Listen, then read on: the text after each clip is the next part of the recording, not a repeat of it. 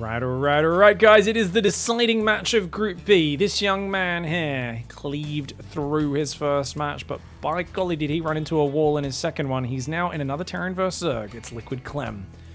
Picked this map as his first map, and he actually won the coin toss, so it's going to be Central US server, then the US West server, and then Central to finish if we get to that Game 3. His opponent at the bottom left, one of the dirtiest boys in Zerg vs Terran lately. An inspiration to me, because I feel like his roach pushes are a thing of myth and legend after this last season of GSL. It's Alpha X RagnaroK. We'll see if he can surprise Clem with it. Before this series started, I made a bit of prediction with my Twitch chat, and I said, if RagnaroK can win Game 1 with a cheesy Nidus or do some big damage with a big roach push, I think he'll win the series 2-1. But if Clem can just get away with like blocking any sort of weird roach attacks and crazy ling floods and all the strange things that RagnaroK throws out, then Clem's probably going to be taking the series 2-0. That's obviously me reading tea leaves a little bit, but I do feel that RagnaroK relies on momentum, surprise, and essentially really catching his opponents off guard where possible, and he has some really creative ways of doing it. He's very good at turning into a macro game after that, or he's got to be careful. If you only build 2 lings, Clem's one of the greediest boys in the world. Look at this, guys. His Reaper doesn't even turn around. He just goes straight across the map. Now, there could have been 2 more lings that snuck out, so Clem has been punished for this move before, but look at that. Now he could even deny the 3rd base from getting taken. Great moves by Clem. That drone's going to go down. Oh my gosh. Gets a ling, gets a drone. This is the power of the Clem Reaper. For those who don't remember, back on one of the previous map pools, Beckett Industries came out. It was the smallest map we had that season. I will never forget watching Cyril's live stream when he ran into Clem 3 times in a row on the ladder, and they queued into that map twice. By the 3rd map, Cyril literally had sweat dripping down his brow, and he was swearing. He was like, friggin' stupid. The Reaper just kept killing drones. He's like, anyone else would not be killing units, but Clem's Reaper is a mythical dickhead. This guy's got 2 KD8 pistols. Actually, it's a KD8 grenade, isn't it? Anyways, it's a P45 Gauss pistol. Well, guess what? Sticking the finger up at the Zerg ain't gonna work too much anymore. Lingflod's coming out. On the other hand, does this even do anything? He pulls his SCVs back to the high ground. RagnaroK, this is way too many lings to get a Reaper kill and a bit of interrupted SCV mining time. This is not working out too well for him. 3rd CC's up on the high ground as well. If RagnaroK was doing a Ravager Ling or something, or a Baneling bust, I could imagine it working here. But as it is, right now, this works if he surrounds the Hellions. Otherwise, all he's doing is slowing down the mining a bit. And I'll tell you what, when a Terran's landing mules 3 at a time and you're on 26 drones at home, you do not feel good as RagnaroK. You do not want to get into a back and forth mechanical war that is roughly even with Clem. And right now, if this game continues as it is, he's going to be getting into that from behind, which is even worse. Clem makes Reyna, he makes Cyril, he makes Dark look not on his level if they give him a standard situation that's even. They need to backstab him. They need to catch him off guard. They need to surprise him because Clem is insane in a standard game. If he's allowed to just dance, harassing, dropping, moving around the map with Widow Mines, it's nearly impossible to deal with. I feel like RagnaroK needs to play Roach Ravager to take that away from him. If he just plays Pure Ling Bane, you guys are in for a show. There's actually a famous term I should probably tell you guys before the action gets going. A RagnaroK of Banelings, right? You guys know there's a flock of Mutalisks, a murder of crows or ravens and whatever it is. There's like a bunch of different sayings for different animals. It's a RagnaroK of Banelings.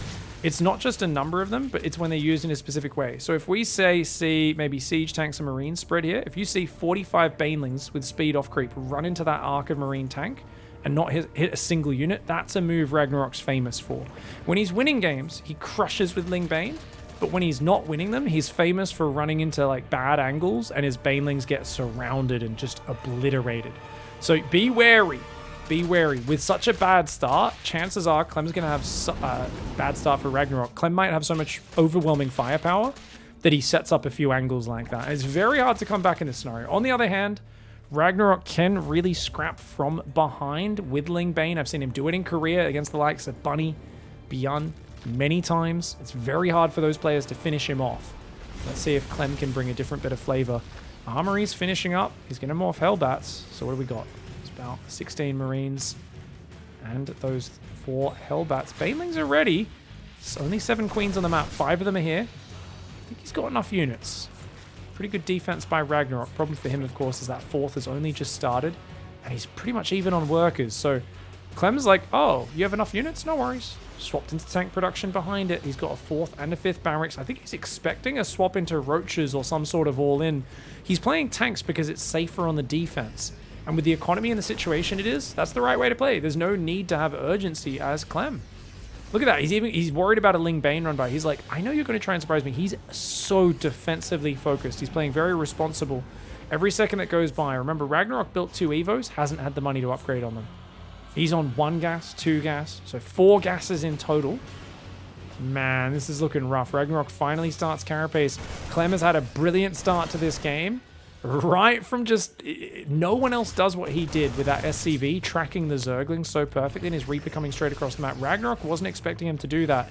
You can tell he hasn't played against Clem all that much. It did cost him with that early game setup. The Lings are going to try and finally chase this off. Clem's got 8 barracks. Oh! Whoa, whoa, whoa. He's played 8 barracks. Guys, he's doing an 8 racks attack. Wow. Clem. Not going for a second factory or 4th command center. Very uncharacteristic for young Clem. But it's going to give him a very powerful 3-base push against a Zerg who's already down in economy. I mean, the Zerg's going to have a bit more Ling Bane than they normally would for a while, but any fight that goes pretty even is going to really put a dent in the Zerg. Even there, those Hellbats, yeah, they get surrounded, but they kill a bunch of Zerglings. Units lost tab. More than 2-to-1 efficiency. No giant clashes yet, so that can still turn around. But Clem is looking very relaxed in this game. Oh, those are all reactors, not tech labs? Oh my god. He's going to... Oh, 15 Marines at a time? He hasn't started 2-2 yet, so he really does need at least the weapons upgrade. There we go. But 15 Marines at a time. Good luck killing someone who's building 15 Marines at a time, RagnaroK. Banelings. Okay, that's a good cancel there. Here we go. Marines and Medevacs on the left side. Oh, playing Clem from behind like this, it's such a nightmare of mine. If RagnaroK brings this game back, I am going to be so impressed, and I would straight up say he might just 2-0 the series. Obviously, I'm talking like he's dead in the water, but it's the fact that Clem's so bloody solid in the mid to late game. That's what makes this so dangerous. Let's see. RagnaroK, good positioning. Oh, is he going to bust? He doesn't have many extra Banelings. He's going to use most of those on the wall. Will he have enough Lings to get through afterwards? Still got 2 Banelings. Clem focus fires him down. Gets back to the mineral line. That's so important because now he can rebuild the depots. These are good trades for Clem. And he's now wary of the fact that, hey, this guy might try this, but RagnaroK splits like half his army off. He's like, oh, you think that's all I got? He's going to keep going at it, and he needs to give up this base on the left. RagnaroK cannot defend this base. He's going to go in at the right. He's going for a giant backstep, but unfortunately, the Lings in the middle misrallied on the wrong path. Ling Bane find the worker line. 11 SCVs go down, but a lot of those Lings eviscerated in the middle of the map. My God, there's 87 Marines on the map. What in the hell? That is a gigantic Terran army. Good Baneling hits for RagnaroK, though. He tries to catch him, not looking, and Banelings! Big Baneling deaths all over them, but he doesn't have the Lings to capitalize and clear up the tanks. The Queens are going to try and do it, but that exposes them to the Marines. Still 60 Marines on this map. More Lings going down that right side, but my God, there is a chat of Marines on the right side. Uh-oh, those Lings. Oh, the Banelings almost got on top, but no, not quite. Pull back, RagnaroK. Oh, damn. The Marines gunning it down. And that's it. Remember, every second that went by, RagnaroK was mining less than Clem. And it's now, after having a few bad fights, RagnaroK dead in the water. That was a very good start for Clem. Carried it through with poise, with grace. Very nice finish, and a game 1 advantage for Clem. All right now, Twitch chat is spamming emotes furiously. And it is for this young man representing Alpha X. It is, of course, RagnaroK in the bottom left side. Shinhee Bom, I believe, is the Korean name of this man. And we want him to win this game and take a bit of a change to the story. It's been a lot of one-sided games in this group so far. I think they've all been 2-0s. But as much as I love this man's TvZ, I'd like him to lose this map in a close fashion. I want our first game 3 today. Clem in the right side. It's Data C, so we're on US West. This is the slight ping advantage for RagnaroK. Compared to the central server we'll be playing game 1 and potentially game 3 on. And Clem, this was not his map pick, but he actually looked amazing against Dark on this map for large portions of it. I think what's really scary about a Clem style player who's been re-embracing his Widowmine nature recently is that once you get past your first 4 bases as the Zerg, where do you take your 5th? That's exposed. That's exposed. So you start spreading into these corners as the Zerg, and it is so far from corner to corner. So if you get lurkers as a Zerg, you can kind of cement one corner of the map, but then it's very easy for the Terran to cement the other corner. And Terran loves a split map scenario in the late game, right? So there's late game conundrums for the Zerg in defending their bases, and it often becomes, well, okay, I'm just going to be swarming the Terran and trying to blow their bases up instead. That'll be my answer to this solution. Clem, on the other hand, a player who's gotten very good at late game, but he lacks the patience of Maru. Sometimes he'll go, okay, cool, I'm winning. And Clem, when he's winning, he likes to finish the game off. Maru has learnt through many hard lessons that just sitting there and buying insurance and then buying insurance on your insurance and more insurance means the Zerg can't outposition you. But Clem sometimes will send a big, slow tank Liberator Ghost Army to push one side of the map, and then he'll get counterattacked and lose his production or lose a bunch of important bases while he's out of position, because the Zerg's naturally going to have a more mobile army. Good micro by RagnaroK. Didn't even get close to losing a Zergling there. Gets the 3rd hatch, and he does take this 3rd hatchery, which, of course, is very vulnerable to the tank drop there. Beyond abuses that every time he plays this map. Most of the Korean Terrans do. Clem, I haven't really seen utilize it. We've seen him just put tank on the high ground, use Banshees defensively, just play a very careful and slow style. You can see he's going that 3rd command center opening that he loves so much. And does RagnaroK, I mean, he played kind of standard after the early game in game 1, but from behind, I'd like to see RagnaroK throw a crazy cheese out. I think Clem is vulnerable to them, even though his micro is very good under fire. 2nd and 3rd gas very quickly. What does that mean? Terran build experts in the Twitch chat, let me know. Is he going battle cruiser after 3rd CC? Clem can't play mech. He can't play mech. Surely he could do BC into bio, I guess. Fusion core right now with 150 gas. He's doing 2-port BC.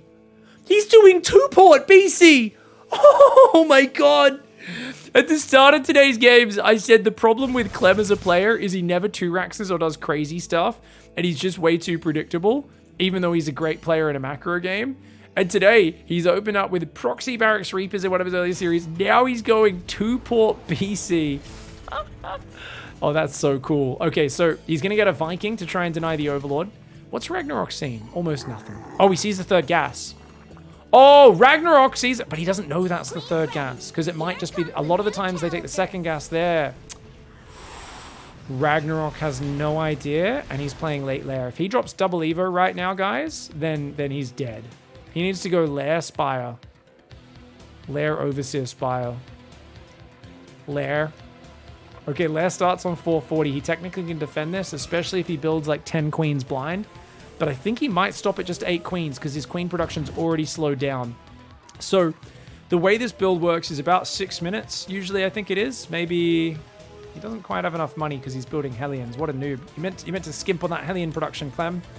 Stop building SCVs. You need to bank money for those BCs to hit earlier. No, he is actually cutting SCV production.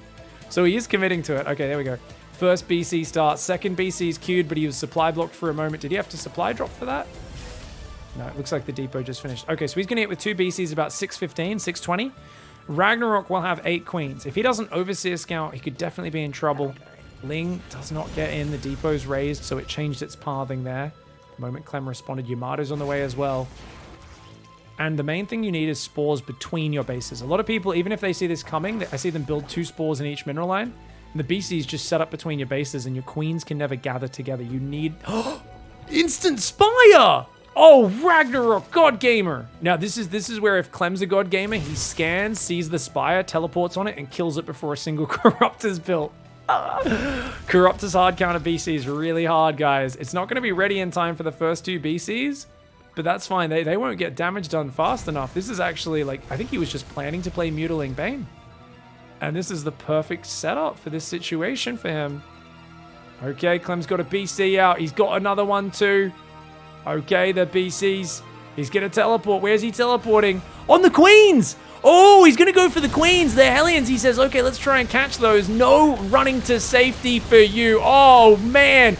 Queen corpses are going flying left, right, and center here on Data C. He does not know about the Spire. This will eventually get defended, but having most of the Queens already dead, that's going to make things tough. The Hellions do get surrounded, but the BC's helping out a lot. The Lings all go down, which means that if you can kill all the ground support, the Hellions can kill almost all the drones. BC's going ham on those. Oh my god, run from the Banelings. Run, Roo. Let those Hellion flames go, boo. The Hellions do... Oh, the Spire gets found, but 6 Corruptors have been started. That should be enough for 2 BCs. I don't know if he teleports more BCs in and loses them. It's quite good for RagnaroK. If he teleports the next 2 BCs in, that is a big if. They're about to pop. Let's see. So much damage so far already coming in. Catching all the Queens like that was an amazing start for Clem. Clem's going mech behind it. I cannot believe it, man. Clem playing mech. What an absolute Chad gamer. And you know what? He's gonna teleport in. He's committing. Oh my god, he's committing. I mean, he should still try and teleport these 2 home that have the teleport ready. He's waiting for the very last second. Oh, he does lose it. Okay, 1 BC down. More Hellions on the front, though. Lings are trying to get a surround on this. Uh-oh. Only 2 Corruptors out right now. This might be GG.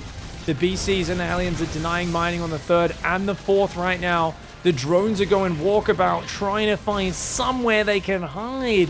Spire gets cancelled. Oh, the 2nd Spire going down. Oh. Fortune favors the brave, and in this case, Clem going for a bit of a crazy build. The double BC build would have died to like a Nidus or a Ravager Ling. And even with the blind Spire play, Clem says, what happens, Twitch chat? You spam emotes, you want longer games? It's Group B. It's the group of dominance. Dark and Clem going out in 1st and 2nd place. The best match of the day was between those 2, and even that was rather one-sided. But hey, these guys have got that class, and I don't think anyone too surprised that Clem does join Dark 2nd place in Group B.